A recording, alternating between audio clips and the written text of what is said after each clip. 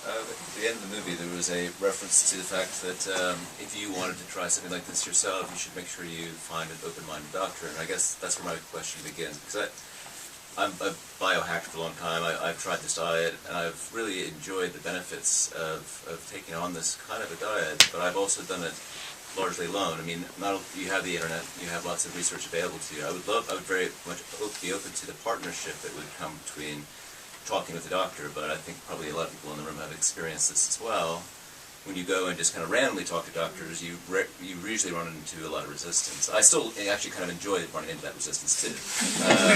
But having said that, I would just be interested if the panel has any sort of suggestions in terms of how does one connect? How do you build this partnership between doctors and biohackers or patients?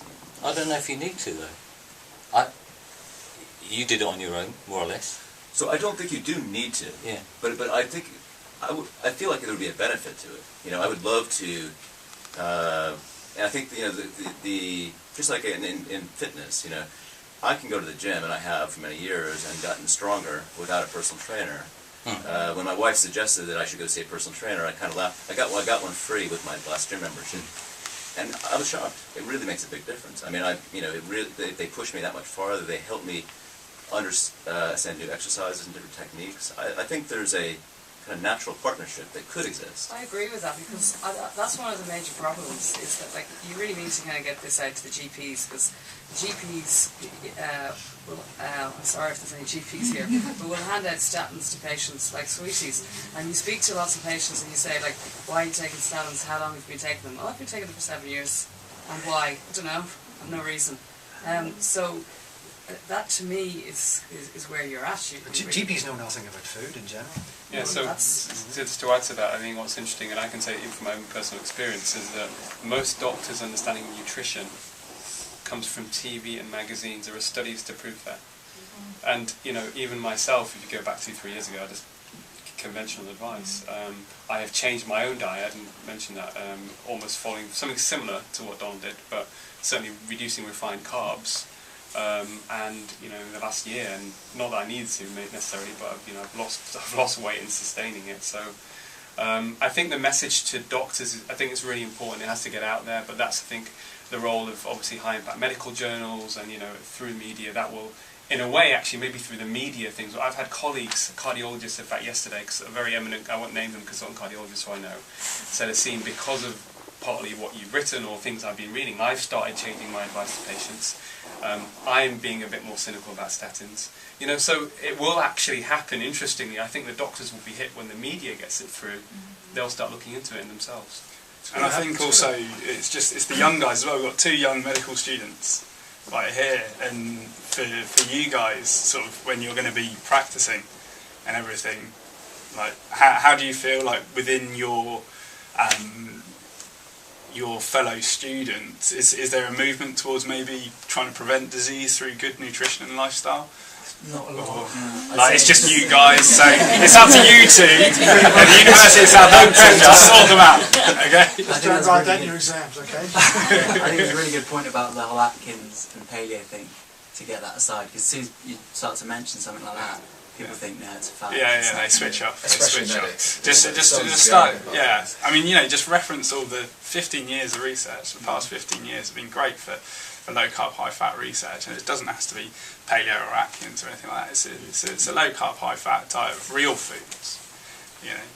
Just getting back to that, the GP thing, I mean, patients actually educate their doctors as well. You know, that's a really important way. I mean, if you know, it's quite a strong message if you know, you have a patient there who says, well, actually, doctor, I ignored everything you said and I did the opposite, and look at these fantastic results. You know, my blood pressure's this, my weight's this, and so on. And if enough people are doing that, the doctors have got to, you know, take note. I think another thing to mention as well is actually, you know, as I said, obviously the understanding for doctors comes from TV magazines, but doctors themselves are also struggling with weight issues. And I suspect some of them may feel embarrassed talking about it if they themselves are overweight. And, you know, a statistic I quoted in an article was that in the NHS, 50% of employees in the NHS, and that's what, 700,000 people in this country, are overweight or obese themselves. You know, and when people talk about education, You know, the actual people supposed to be educating, you're also suffering from those issues. So I suspect that's also a big factor, that doctors themselves may not feel comfortable talking about it, because they're also affected by the same issues as everyone else. I'm responsible for writing all this, and I don't believe it anymore. When my dad got sick, surprised us all.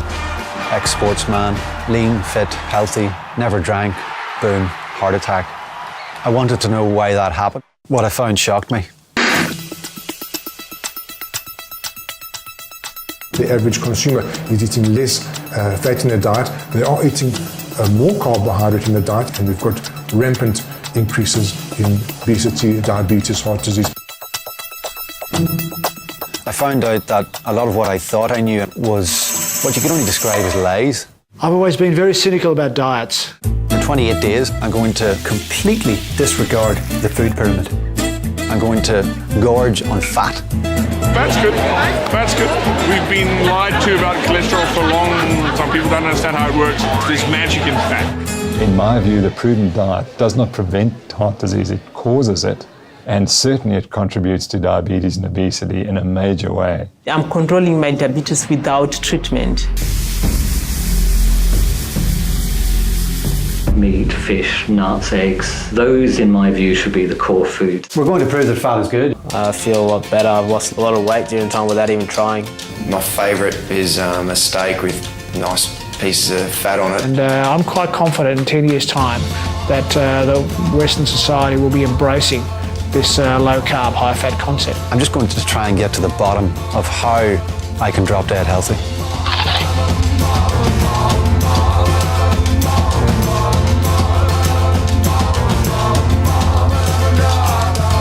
Just don't fear fat.